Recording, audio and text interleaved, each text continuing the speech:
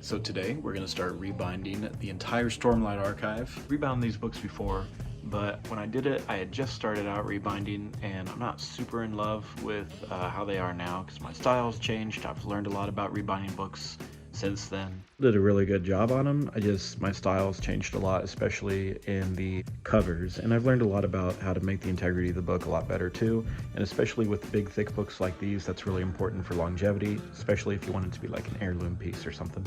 Now, it's not all going to be over just this one day. The rebinding, I don't know, I have a family, I'm a teacher, it's probably going to take place over more than a few days. Mistborn, you're next. Rebinding books usually takes, well, not usually, it always takes place in two different parts. There's basically the text block. The text block is going to be the inside of the book.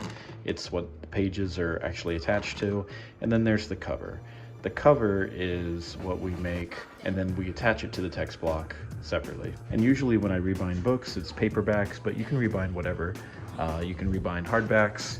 You can make whatever you want into leather bounds, special hardback editions, etc. But typically the cheapest way is to get a nice little $5, $10 paperback and then turn it into a $100, $150 special edition hardback. So first thing that I need to do is get it back to the text block so I can refurbish the text block, strengthen it, put new headbands on, put a reinforcer on, and then I'll show you what that is. And then I have really big plans for sprayed edges that goes all the way down. I'm really excited about it. I'll show you what I'm in here pretty soon. But first, we need to get this cover off. And basically, if you've never seen this before, get ready, it's super taboo. All you have to do for a hardback is to take the end page off. Like that. Boom, cover half off. So with paperbacks, you can usually just rip it off because it's just paper. But with a hardback, this page right here is called the end page, and it is one piece of paper, and it's essentially what connects the cover to the text block itself. And you'll see that when I rebind them again, because it's a little bit easier to show an example putting on and taking off. All right, there's the second cover, 3 more. There you have it, the complete Stormlight Archive. Just the text blocks. The next thing is putting on end papers to the text block, which you can use a lot of things. If the book is small enough, you can just use like cardstock paper, and it would look really nice still. I really love these marbled end papers, but honestly, my favorite thing to use has been just like poster boards. They fit the 6x9 books, and they are super sturdy. They feel great. And you know, the end papers are what's like holding a book together to the cover, so it's kind of important. Even like I said, cardstock is still fine, but I love the marble end papers. Simple choice. All right, so I'm gonna start putting end papers on. These ones are big enough for 6x9s, just barely. Usually US Trade 6x9 is the largest size that you get in a hardback or a paperback book, but A5 is the most common, which is like 8.84 by 5 point something. This is a little bit smaller. So I'm gonna fold these in half. I am going to line that up as much as possible. Make a little thing there. There we go. Those are my end papers. All right, so we got the text block here. Oh my goodness.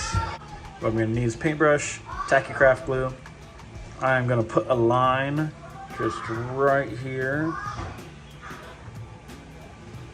along the spine, very carefully. Bring it down, also very carefully. Now that I've got my end pages on, I have this little homemade book press. I got a few of them, but this is my favorite one because I put a handle on it. And I am going to press this so that the end pages get on there nice and good for at least 30 minutes, probably 45 more of the minimum.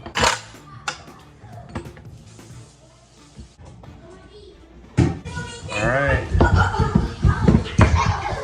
And then I do it to the other 4. Okay, so the end papers are almost all on. I only have one left to press down, but I need to make a new book press because This one is a single, obviously. This one's bigger, but it's still a single. You can make a book press out of anything. I made this out of like old kitchen cabinets. I made this out of scrap wood, but I need a book press that's gonna hold 5 Stormlight Archive books, which is kind of crazy because these things are thick. They have like 400 to 500,000-ish words per book. And so we're looking at calculating like 2 to 2.5 million words there. So I need to get some bolts from, So I need to get some bolts from Home Depot and some wing nuts. And then I think I have scrap wood. I need to double check, but I'm pretty sure I have scrap wood that I can do this from when I built a kitchen cabinet, not a kitchen cabinet, pantry cabinet slash thing for my wife. So I think it's actually some pretty nice scrap wood, but I need to know how tall the bolts are gonna be. So I need to get at least 11 inches with a little bit on top and a little bit on bottom. I need bolts that are at least 1 foot long, which is kind of crazy. And washers, obviously. So washers, bolts, wing nuts, and then I should be good. All right, so I think I got everything I need. They didn't have wing nuts that were 5/8 inch thick. It got 12 inch long, but 5/8 inch thick, and wing nuts here only go up to 1/2 inch. They said it's kind of a blind spot, so I'm just gonna use a hex bolt instead of or a hex nut instead of a wing nut. And yeah, press it down as hard as I can and then twist it by hand without the wings, and it should be fine. I'm not gonna use this like all the time.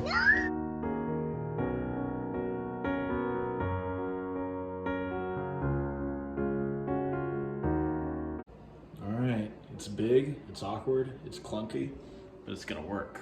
So whenever you do sprayed edges, the first thing I do is I always label this either up or down, because God forbid you do sprayed edges upside down, especially with a design like I'm gonna try to do. Is that gonna be enough? Oh my goodness. It might not be high enough. Oh no. Oh no, it'll be high enough. The other thing after you label it is you wanna put tape on, I'll show you. You want to put tape on these edges, and then we'll tape off horizontally like this so that we don't get any spray paint on the inside, because we're going to use this book press for, well, for other book presses. You would use the book press for other things. For this, I'm literally only going to use it for sprayed edges for these 5. You're never going to believe this. It's not big enough. But that's okay, because what I can do is I can just do, I was really hoping to do all 5 at a time. I thought that'd be cool, but I'll do 3 at a time and 2 at a time, and then I'll just slice the pattern down the middle, and then I'll make sure I line it up right, and it'll be fine. It won't be as cool as like taking it off all 5, but it'll still be, I mean, really cool once it's finished. So boom, there you go. I got 4 instead of 5. I'll put that one in a separate one. I'll do 4 instead of 3 and 2. I'll do 4 and 1. And then I'm going to sand all these down nice and flat so the pattern goes on smooth instead of these ridges on the pages. Same thing for that one. And I think I'm going to do a practice one first before I do this one for real. I feel like that would be wise, probably.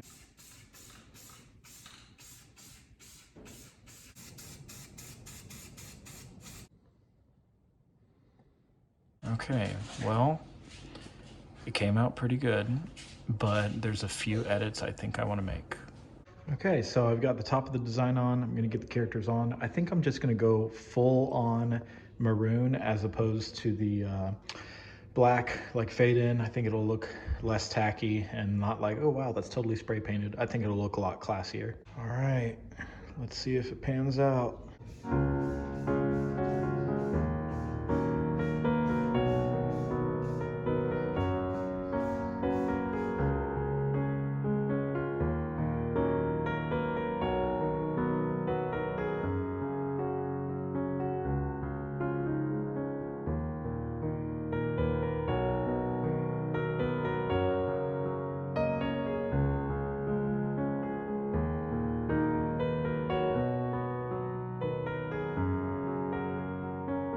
So not the most like intricate sprayed edges that I've ever done, because again, there's only like 2 colors, and it'll be like foreground, background. But I think that that choice is also going to like highlight the actual covers, since I'm doing multiple colors on the black cloth for the front and back cover and the spine.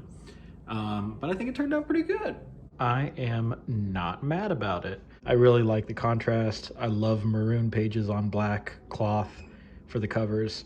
I think it looks really nice. I think it's gonna look even better when the covers are on them and there's a little bit of separation on each of them. I think they look really cool like that, but just like kind of caddied to the side or something. I don't know. Okay, so the next step is getting some reinforcing cloth and reinforcing the spines and putting the book headbands on. Definitely gonna do built-in bookmarks. Some people don't like them. I love built-in bookmarks, especially on bigger books like that, because there's some superhuman people out there, but I don't read that on one setting. And on audiobook, it takes literally like over 2 days on some of these books narrated. So I love built-in bookmarks. I'll put them on there. And then, yeah, after we finish the text block, then we'll get started on the covers. Okay, so on this process, the first thing we want to do is bookmarks. You can just use black ribbon or whatever color ribbon for this. Honestly, it's cheaper, it's easier. They do sell specialty ribbons though that are like the right length, and honestly, they're exactly the same. So whatever's cheapest. But I think instead of doing different colors for all the books, I'm going to keep this one pretty uniform and have a black to contrast that maroon sprayed edges. And the biggest problem with the last time that I did the Stormlight Archive is I feel like the books were way too disconnected from each other. They had the same designs and patterns, they were all different colors. I'm trying to keep that a little bit more uniform this time. Just stylistically, I had just started learning how to bookbind and I didn't know what I was doing. And I mean, sometimes I still don't know what I'm doing. Definitely haven't arrived, but I know what I'm doing more than how I used to be, for sure. So measuring this out, I'm gonna measure out starting right here, because that's basically how it's gonna get attached, and then going straight down. I want it to come a little bit past, so we're gonna cut it right about here. Cutting it at an angle, I have learned phrase it, unless there's some like hidden secret that I don't know about. I just cut it as close to a right angle as I can.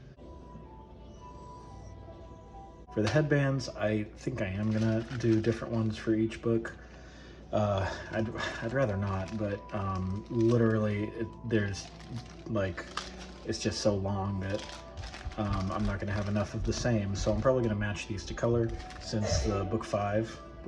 Yeah, book 5 is gonna be reddish.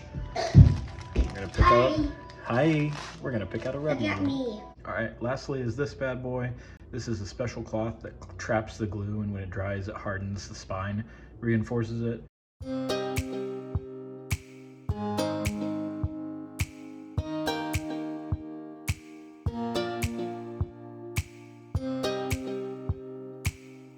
So all the text blocks are prepared, everything is nice and reinforced, everything is as it should be. And now part 1 is done, the text blocks are good, so we're gonna move to part 2, which is the covers. Okay, so when you are cutting chipboard for the covers and for the spine, the way that you measure it out, you take your ruler and you measure exactly the width of the book. In this case, it's barely under 6 1/4 inches, and you take that measurement. So 6 1/4 is going to be one of the measurements. The length, this case, is just a little bit above 9. You want to go a 1/2 inch, maybe a little bit less than a 1/2 inch. I like a little bit less, more than what the height of the book is, so that the cover comes out a little bit. There's going to be space right here, right there, like you can see, so that the book can actually fold when we make the cover and put the cloth on. That's why we don't make a longer width than the actual width of the book, because that space is going to come out about right here, and it's going to be perfect when it comes out on this side. For the spine, it depends on what your preferences are. Personally, I like spines that are tighter, as opposed to a spine that's wider and then comes out like this.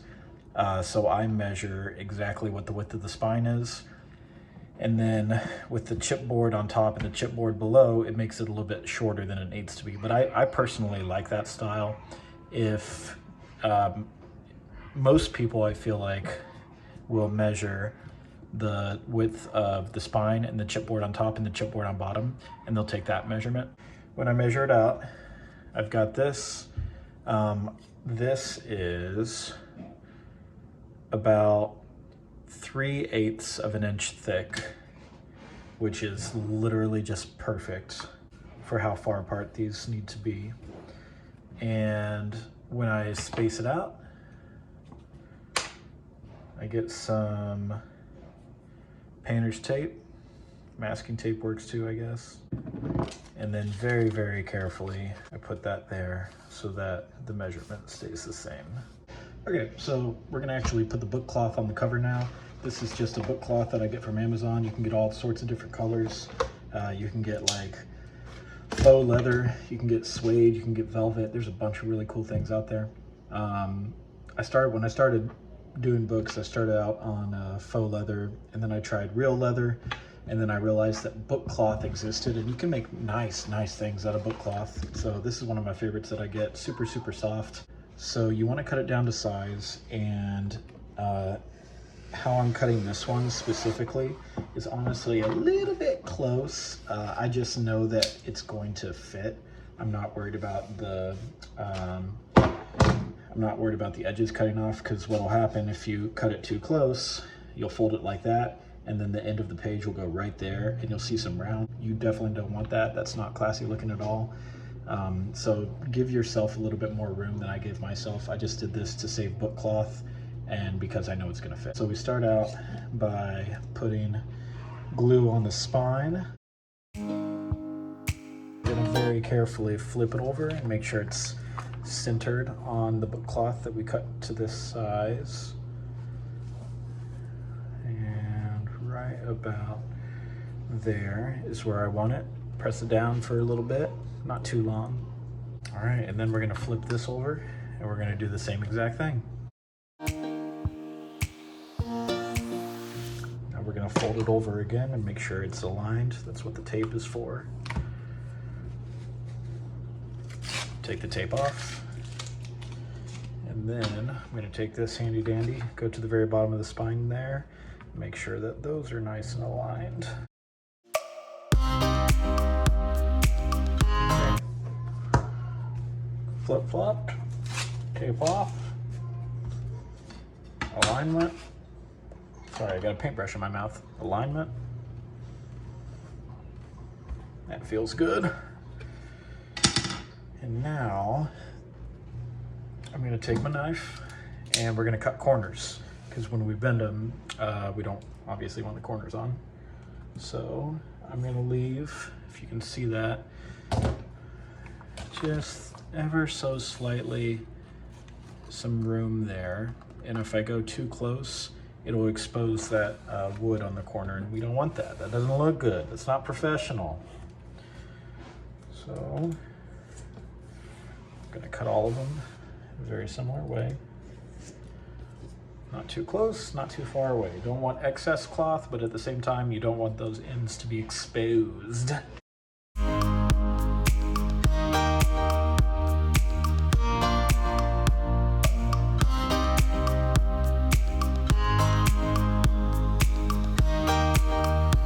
Actually going to go real time here because I need to show you why these oh, and also when you fold them, you want to go top and bottom first. It looks better after it's all folded together, and you want to do the sides last. But I want to show you why it's so important when you do these sides.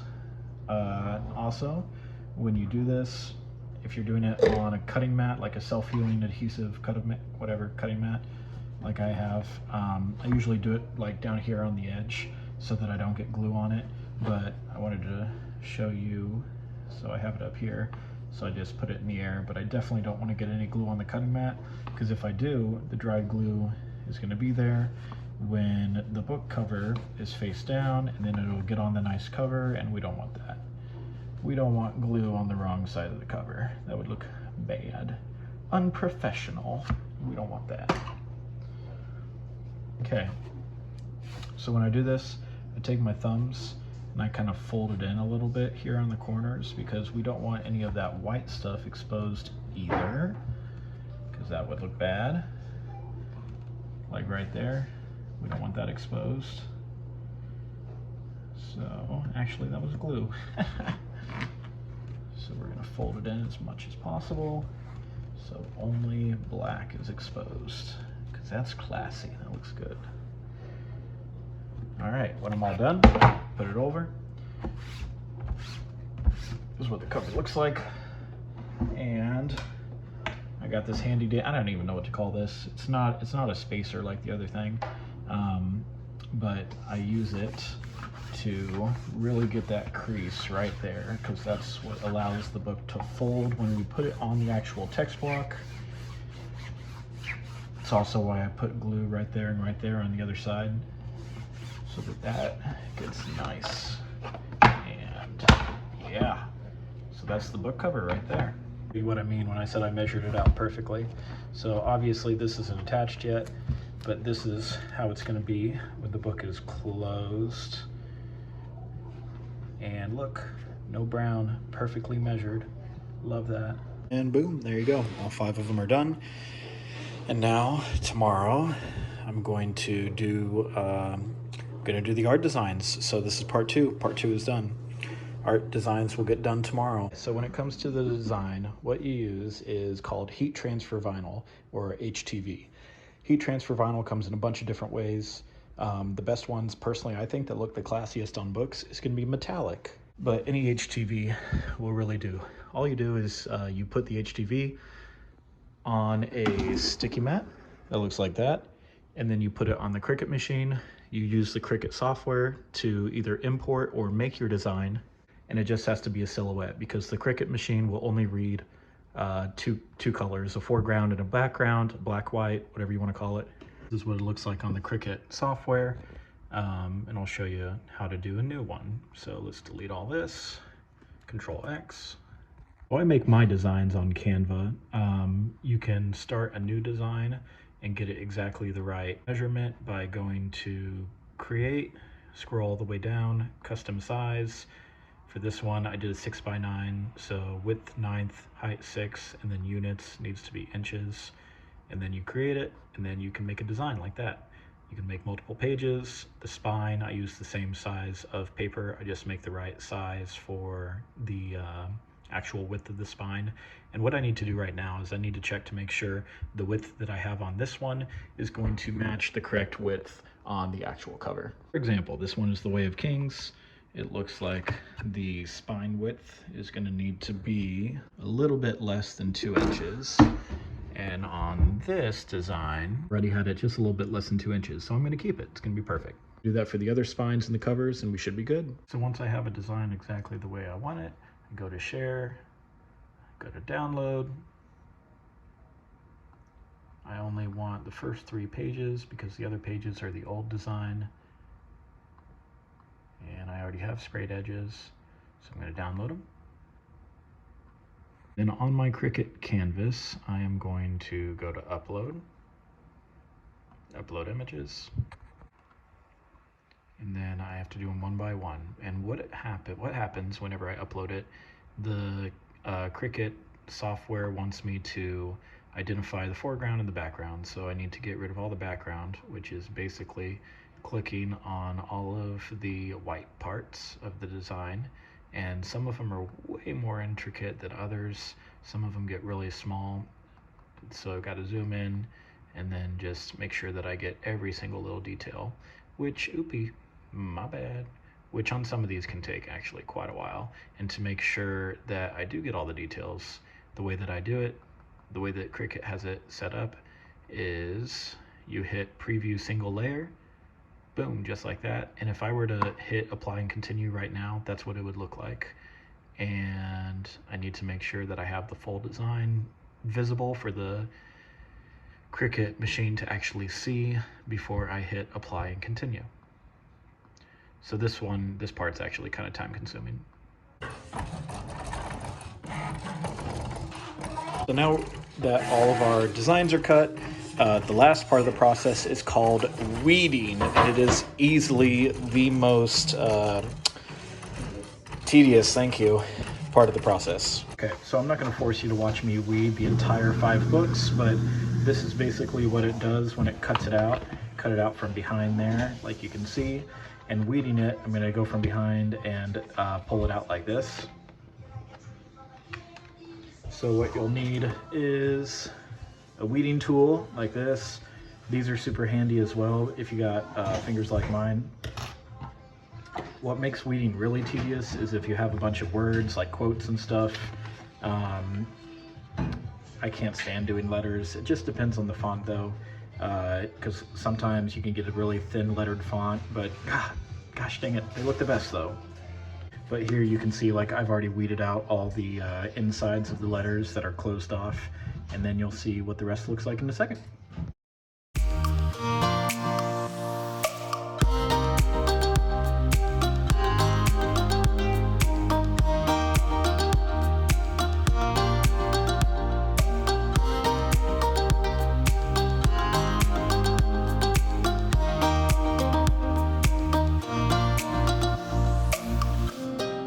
Alright, so everything is weeded out.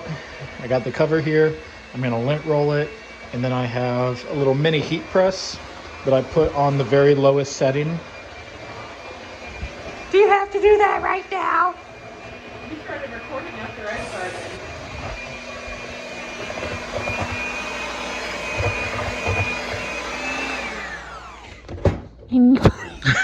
What do you mean?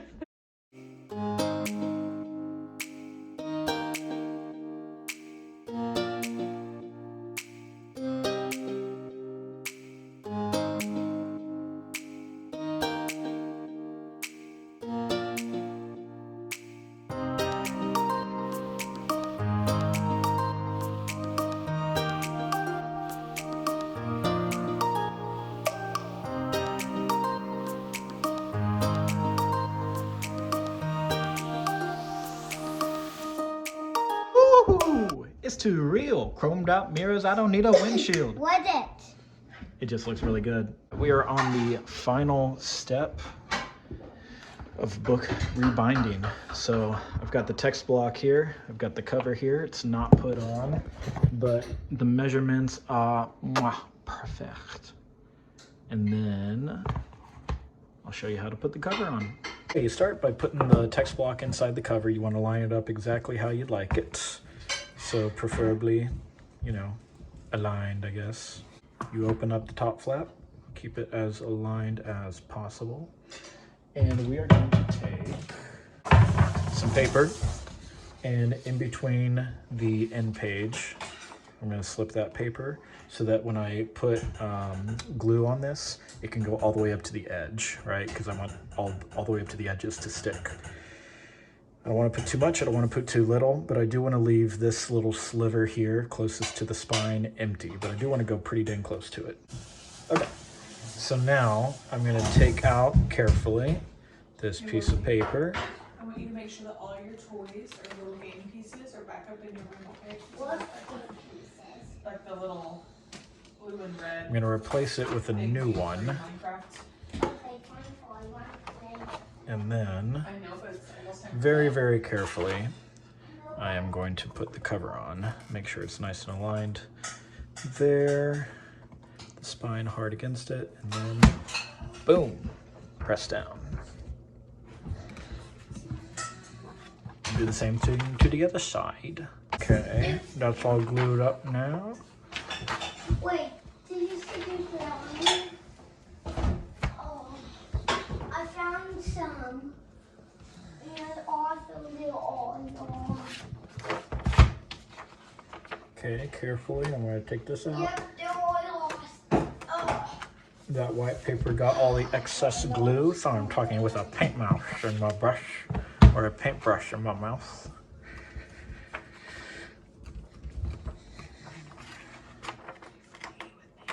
Yes. All right, now we're gonna put it in the final press.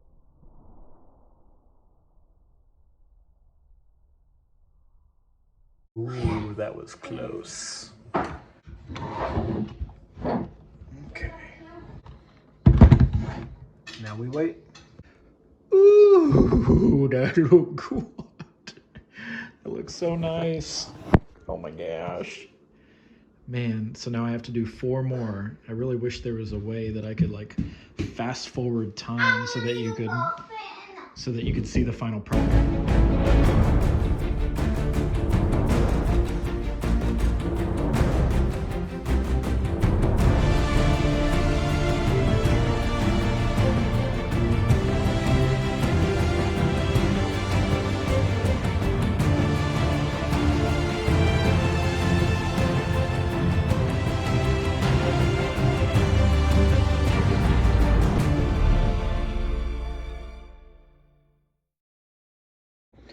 All in all, very, very pleased with how it turned out. I love how they have uniformity with the colors, and yet they still have the distinction with each one's special color, like blue, red, silver, purple, green, etc.